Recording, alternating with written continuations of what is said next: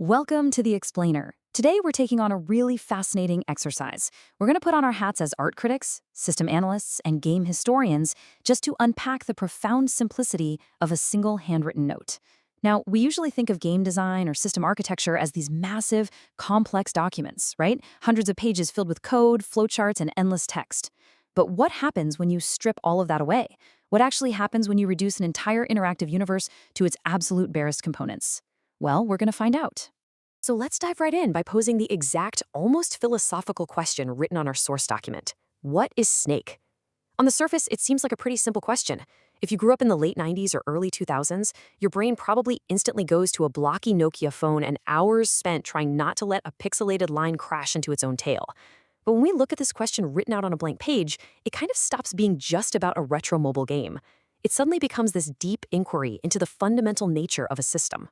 And here's the crazy part. This single piece of lined paper scribbled on in red ink is the entirety of the artifact we're going to deconstruct today. Just take a second to really think about that. 7 words, 2 little doodles.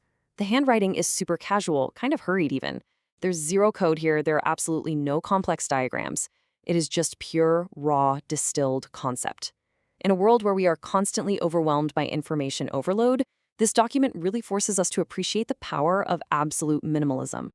But if we look a bit closer, you can actually trace the author's logical progression mapped physically right there on the page. It flows perfectly from a big, broad inquiry at the top, straight down into 2 highly specific subcategories below.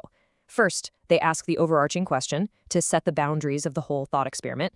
Then, they break the universe of the game down into exactly 2 categories, the things in the environment and the entity navigating that environment. Honestly, it's a masterclass in structural thinking, captured in mere seconds with a red pen. Section 1. Analyzing the items. The static entity.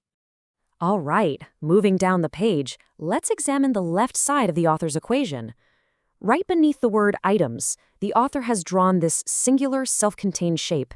It basically looks like a little apple or a cherry, drawn with an incredibly quick loop and a tiny little line for a stem. It's totally unassuming, but man, this little red doodle is doing an enormous amount of conceptual heavy lifting. It represents the absolute entirety of the game's objective reality. The crucial takeaway here is how that one quick pen stroke defines the objective world of the game as a finite standalone target. Notice how it's totally enclosed. It's just a single circle. It doesn't bleed into anything else. In the mechanics of the system we're talking about, the item is entirely static. It exists for one reason, to be consumed. It doesn't act, it gets acted upon. By drawing it as this solitary, isolated loop, the author has perfectly captured the essence of a passive goal. Part 2. Analyzing the player, the active sequence. Okay, now let's shift our hyperfocus over to the right side of the paper to see how the subject, the active participant in this system, is handled. Under the word player, the ink takes on an entirely different vibe. We see a sequence of 6 small, connected circles, drawn in this continuous, flowing horizontal line, and it ends in a slightly scribbled final loop. You can tell the pen barely even left the paper as it moved from one circle to the next. The contrast between this shape and the little apple we just looked at under items is stark, it's highly intentional, and it communicates so much. It just brilliantly illustrates the concept of the player not as a single object, but as a growing sequential chain. The player isn't just one static thing, it's an accumulation of actions. Think about it. Every single circle in that chain represents a history, a past decision, a previous item that got consumed. That somewhat frantic scribbling on the final loop almost even suggests motion, like the chaotic inevitability of the player's continuously expanding footprint. It perfectly embodies the segmented entity that is defined entirely by its continuous linkage. Notice how this sets up a fundamental juxtaposition between the isolated, static nature of the items and the dynamic, accumulating nature of the player. On the left, we've got the singular, the isolated, the stationary. On the right, we've got the plural, the connected, the expanding. The entire tension of the game exists right in the space between these 2 concepts. The dynamic sequence has to constantly pursue the static singularity, but in doing so, the sequence grows, making future navigation increasingly difficult. It is wild that all of that complex game theory is visually locked right there in 2 contrasting shapes. Section 3. The essence of Snake. Simple and complex. When you really compare these 2 simple ink drawings side by side, the true narrative of this document begins to emerge. It's suddenly no longer just a random scrap of paper. We have to jump back to that handwritten text at the top of the page with an entirely new understanding. When the author asks, "What is Snake?" they aren't asking for the rules. They aren't asking for the coding language.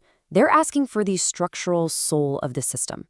And honestly, they answered their own question perfectly. So the core takeaway of our explainer today is this. Snake is simply the inevitable interaction between the singular static item and the ever-expanding sequence of the player. It's a pure binary relationship between object and subject. It relies entirely on the contrast between a solitary form and an accumulating chain. We've literally just witnessed how an interactive digital system, one that has been played by hundreds of millions of people around the world for decades, can be completely conceptually reduced to just 2 ink doodles on lined paper. It's a stunning reminder that true complexity is almost always born from simplicity. I want to leave you with this final thought to ponder as you look at the complex world around you through the lens of minimalist deconstruction. If a few strokes of a red pen can perfectly map out an entire digital ecosystem, what else are we overcomplicating?